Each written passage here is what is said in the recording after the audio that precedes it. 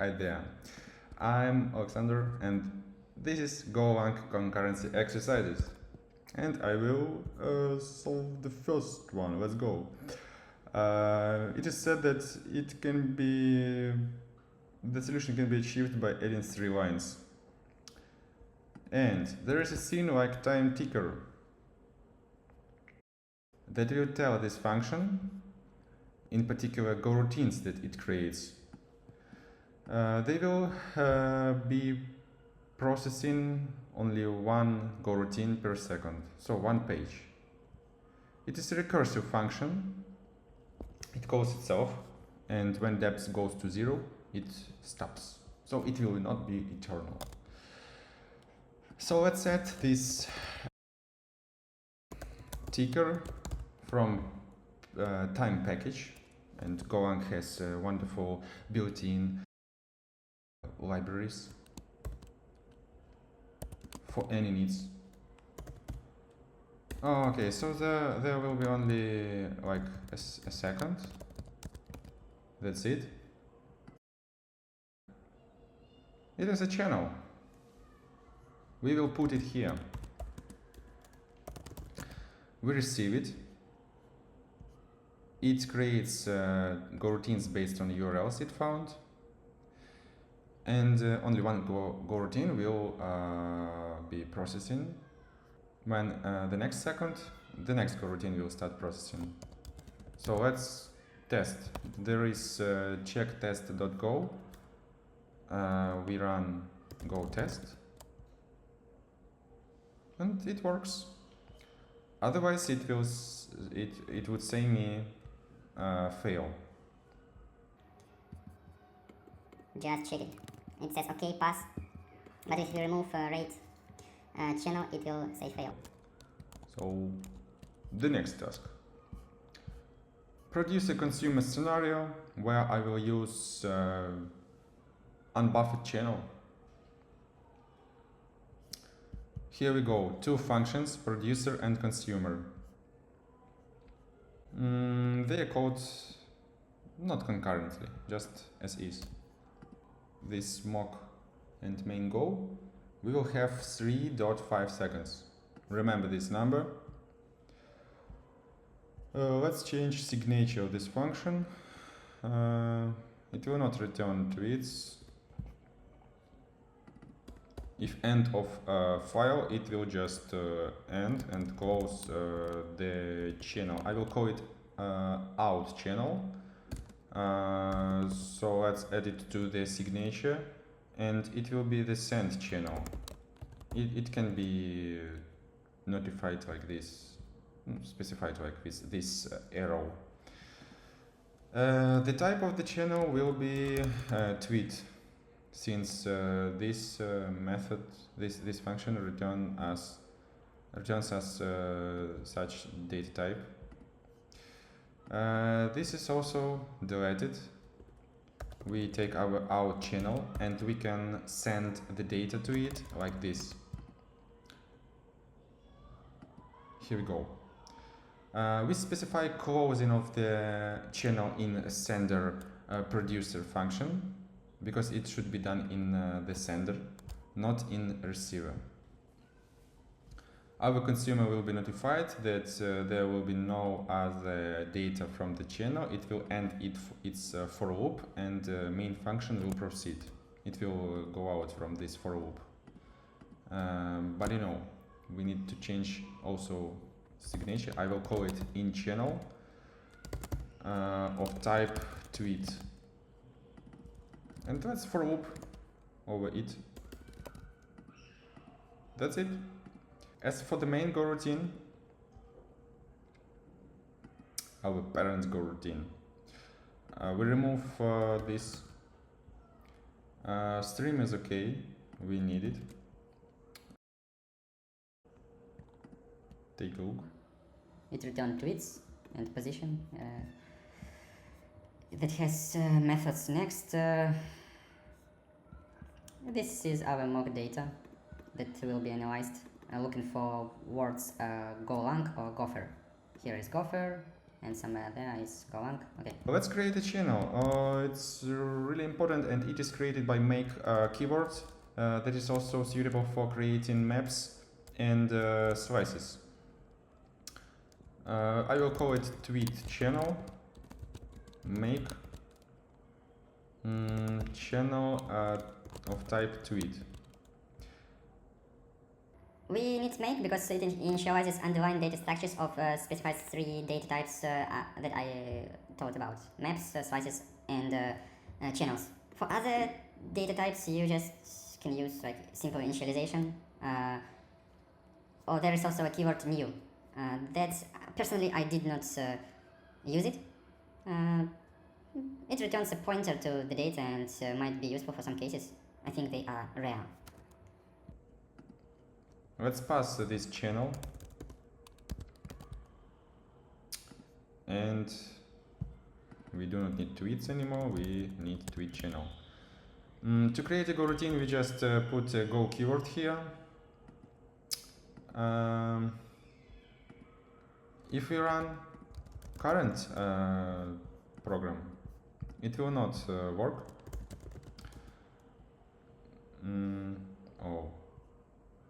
Oh, it works. What a wonder. So strange.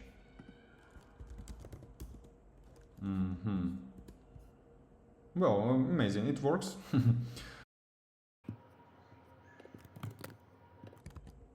But if we do like this, it will exit immediately, because main created these 2 Go routines and went further for this line, but even not this line is printed here, just like 13 nanoseconds, and it's over. Of course, you can play with this, like try, for example, time sleep 2 time second.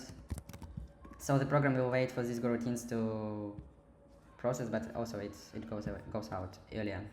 It is not recommended to use time sleep for synchronizing Go routines. There is a well-known wait group from the package sync. We just pull it like this. Wait group.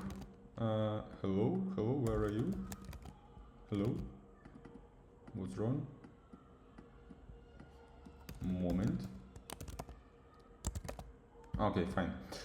Go 1.25. I do not need to add like this.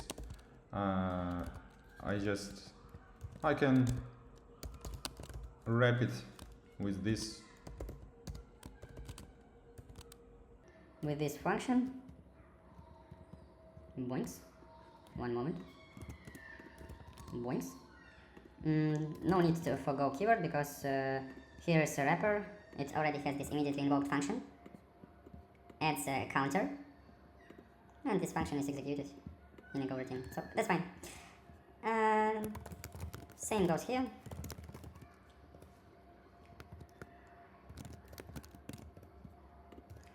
And we need to tell main Go routine to wait. It's intuitive and understandable. No need for buffered channels and other things.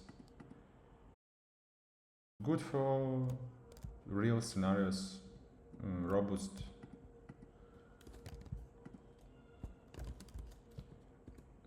If we run, it will take 197, and even adding more consumer.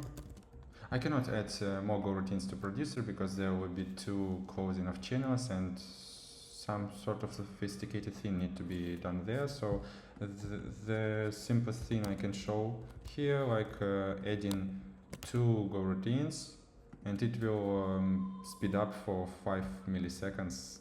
That is not necessary. The task asked us to make them concurrent. Here they are. You know, I will skip the second task since it is a big one. Let's go to the third one. Video processing. Here's our user struct. We need to restrict a user to 10 seconds maximum per request. And the advanced level accumulated. Accumulated is it's advising us to add some mutex. So we will get this data, like time used data, but we need to defend it. Like only one Go routine can access and write to this, and also read to this time used data. So I add mutex here. It will be will it be read write mutex. Time used is in seconds. We see the comment here. There is also mockserver.go. I will not open it, but it's just pass. Okay, let's check it. It will pass short process and one process functions that are imitating the processing of the video, and it will create two users. And here we go. We need to pass this mock process. There was no message of quota, no quota left, because we did not add 10 seconds maximum per request. Okay, let's start if user time used more or equals to 10, return false. Return false.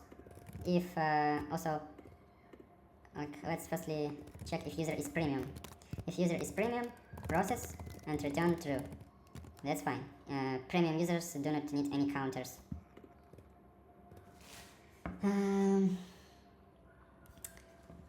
Also, it should be reading of this data should be like this. Read log. Oh, sorry. Mutex read log. Here we go. And unlock read log. Oh my god. Unread log. Unlock. Unlock. Simply unlock. Oh, fine. But not unlock read log. One moment. Holy crap. Okay, read unlock. Yeah. After that, if all fine, if not more than 10 seconds, if not premium, let's start processing. And how will it be? One moment. Yeah, there will be a done channel. It will be lightweight channel. Just like struct. That's it. It will be really lightweight channel, and we need to run this Go routine in like that in a Go routine.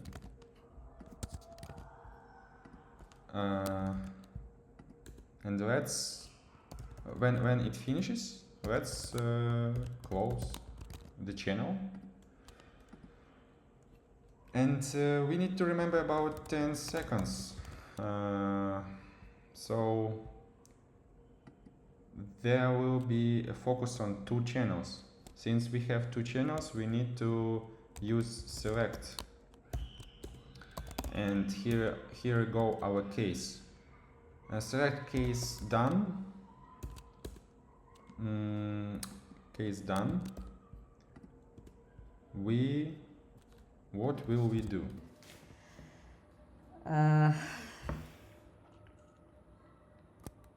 We just return true, but before it, we need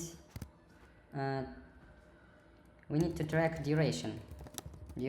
So let's add this variable here, and also here I will put start time now.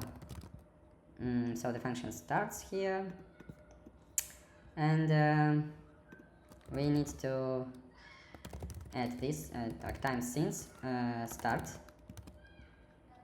It gives us time duration, so we need to, since it is in seconds, we need to add this method here. And it returns float 64. So let's convert it to int 64. Then our mutex, it will be read mutex, so let's pull up it like that. Then user time used plus duration. User mutex unlock. Here we go. We wrote down this is also important to track this cumulative thing.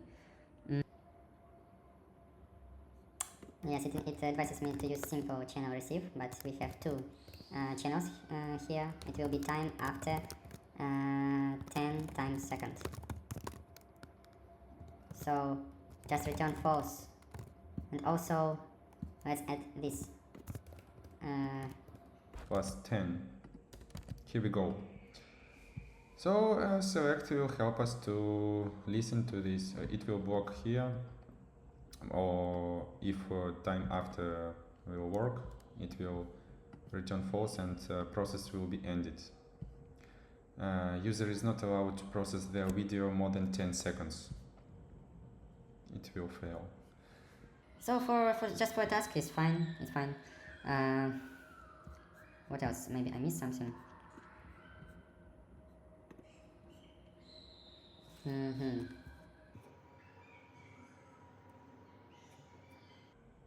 Well, should be fine. Let's run.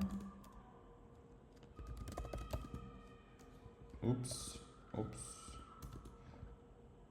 Like we will see here, no quota left, process 4 killed. No quota left. Alright. And that's what we want. Let's go to the fourth task and maybe the last one for this video. Because the fifth task is also complex.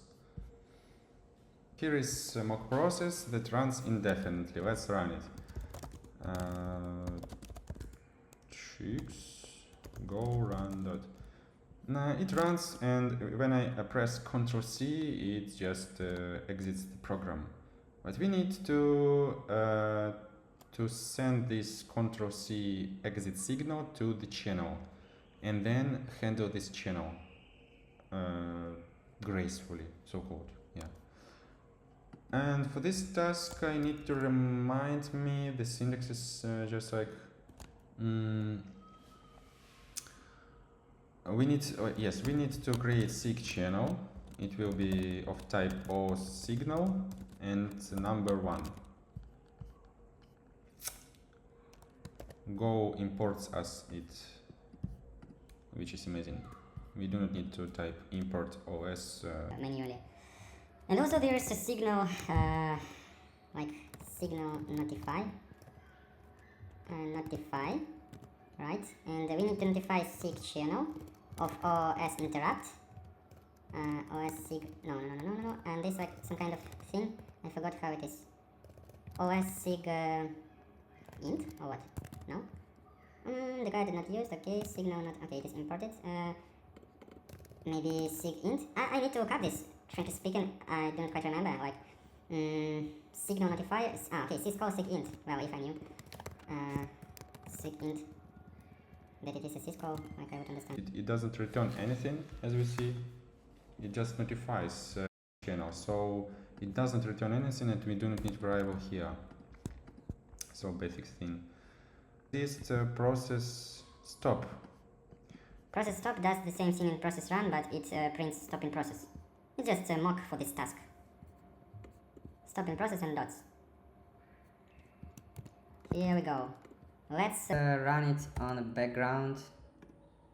Go proc run, which is fine. And there will be an eternal for loop, which will listen for SIG channel. And the task asks us to, if it is the first time, it should gracefully stop the process using proc stop.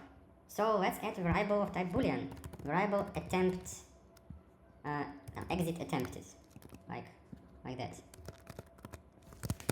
Sorry, attempted, bool. So if it will, the program will block here while the background go routine runs. If signal is sent, it will stay there and it will be here, like, okay, program will block here, this main go routine. And if comes anything, let's check if exit was already attempted. Or what is that? Exit attempted. So if not exit attempted, we just run go proc, come on, go proc stop. And we return. What do we return? Nothing. We return nothing. We just say that exit attempted. Just like this, true. Else, like exit seriously. Like that's all. No more graceful. Like We do not need to select here because there is only one channel here. No other done channel. okay, you see process running. We press Ctrl C and we have stop in process. Stop in process. Oh, I have a typo here. Actually, in this case, two Go routines are running. We do not see that process running too. Process is running and stop in process is running. No, which is fine. If we type Ctrl C again, it will exit. Which is amazing. So thanks for watching. Go away now.